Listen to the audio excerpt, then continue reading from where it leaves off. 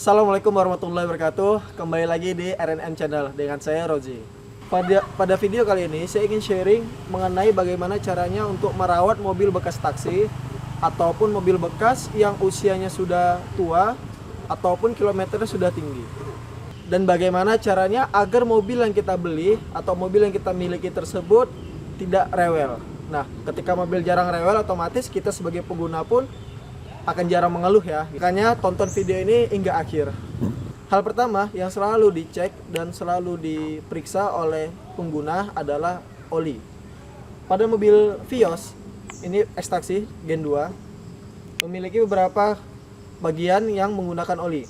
Pertama ada oli mesin, kemudian ada oli rem, kemudian ada oli transmisi. Namun untuk mobil ini power steeringnya sudah tidak menggunakan oli, namun sudah menggunakan EPS atau Electronic Power Steering. Pertama, mengenai oli mesin. Untuk oli mesin, masukinnya melalui lubang ini, tutup ini kita buka. Dan cara mengeceknya adalah dengan mengangkat stick ini.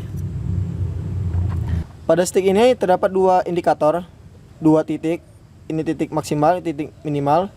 Jadi ketika kita mengisi oli, maksimal adalah titik atas ini. Dan dalam penggunaannya kita harus mengecek oli mesin kita jangan sampai kurang dari titik minimum ini.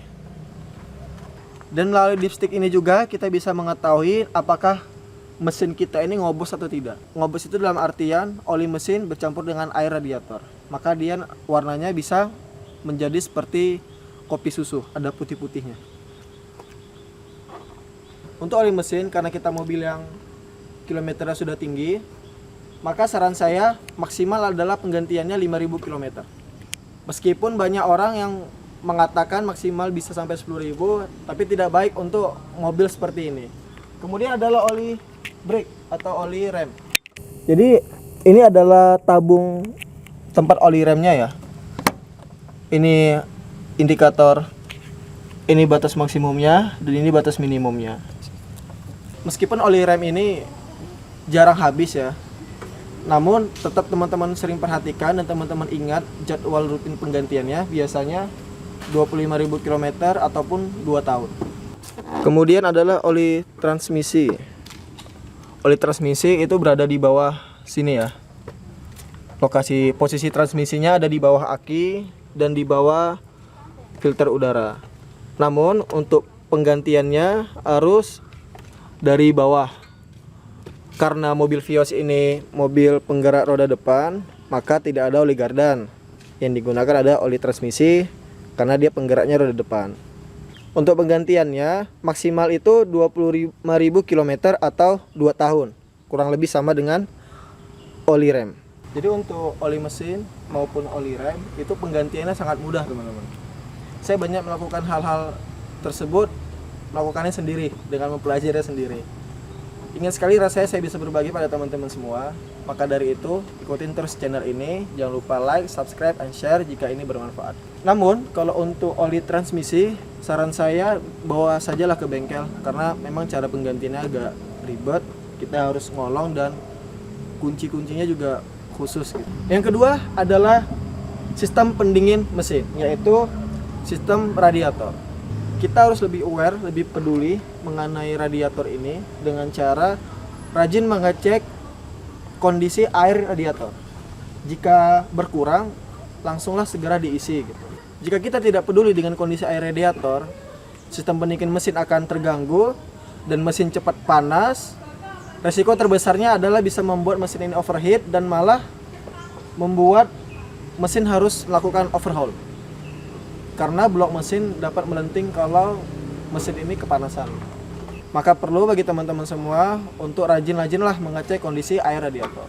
Jika teman-teman mendapatkan mobil bekas ataupun bekas taksi dengan kondisi airnya masih air biasa, saran saya gunakanlah air coolant.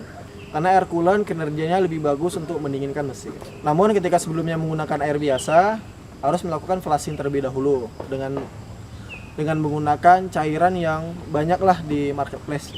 Selain mengecek oli-oli, teman-teman juga harus rutin melakukan tune up ya. Tune up itu adalah pembersihan ruang bakar pada busi. Itu dengan cairan karbon kelima. Saya juga akan membuat tutorial cara mengerjakannya. Maka tonton video setelah ini. Kemudian juga teman-teman saat memparkirkan mobil, terlebih lagi di kondisi panas ataupun di garasi mobil yang itu terpapar matahari, alangkah lebih baiknya wipernya itu diangkat. Jadi ketika wiper ini nempel di kaca, sedangkan paparan sinar mataharinya panas, khawatirnya bisa membuat wiper ini cepat getas dan bisa membaret kaca mobil kita. Kemudian adalah bagaimana caranya merawat sistem pendingin mobil atau AC. Jadi ada beberapa adab nih, ada beberapa tata cara yang baik saat kita menggunakan mobil. Pertama, ketika kita awal memasukin mobil, itu kan biasanya kita menghidupkan mesin mobil, kemudian langsung menyalakannya ya, langsung menyalakan AC gitu. Tetapi hal yang lebih baik adalah ketika kita mulai menghidupkan mobil, mesin mobil, kita tunggu dulu mesin itu hingga stabil ke RPM kerja. Biasa kan saat menyalakan RPM-nya langsung tinggi, kemudian akan perlahan turun. Nah, barulah kita hidupkan AC mobilnya gitu. Tujuannya apa? Tujuannya agar mesin itu tidak langsung terbebani saat awal pemanasan.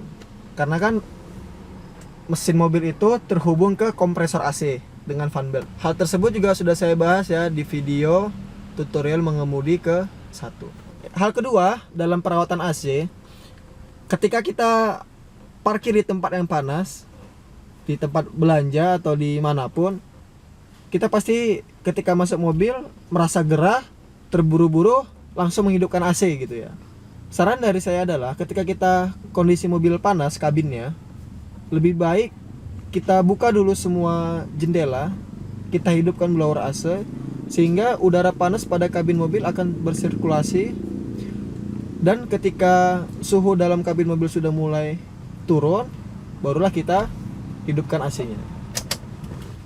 Bagi teman-teman yang ingin mengetahui bagaimana caranya menghilangkan bau tidak sedap seperti bau asam pada kabin mobil, silakan lihat video pada link di atas. Tambahan berikutnya adalah untuk perawatan kaki-kaki. Nah, untuk perawatan pada kaki-kaki, terlebih lagi ini mobil FWD, penggerak roda depan, otomatis lebih ringkih kaki depannya gitu.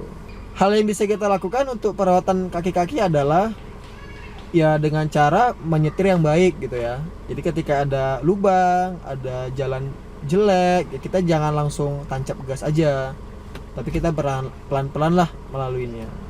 Dan juga bagaimana cara kita mengecek kondisi kaki-kaki mobil, saya juga akan membuat video itu untuk teman-teman sekalian. Maka ikutin aja channel ini, karena channel ini insya Allah akan bermanfaat buat teman-teman semua. Mungkin itu saja teman-teman, sharing dari saya mengenai bagaimana cara merawat mobil dengan baik, apa-apa saja yang perlu diperhatikan. Karena menurut saya hal-hal itu tadi, ketika kita tidak aware, tidak peduli, dan tidak paham bagaimana cara merawatnya, itu bisa membuat kinerja mobil kita itu tidak prima gitu, dan malah bisa membuat beberapa komponen tadi itu cepat rusak. Sekian dari saya, jika bermanfaat ikutin terus channel ini. Assalamualaikum warahmatullahi wabarakatuh.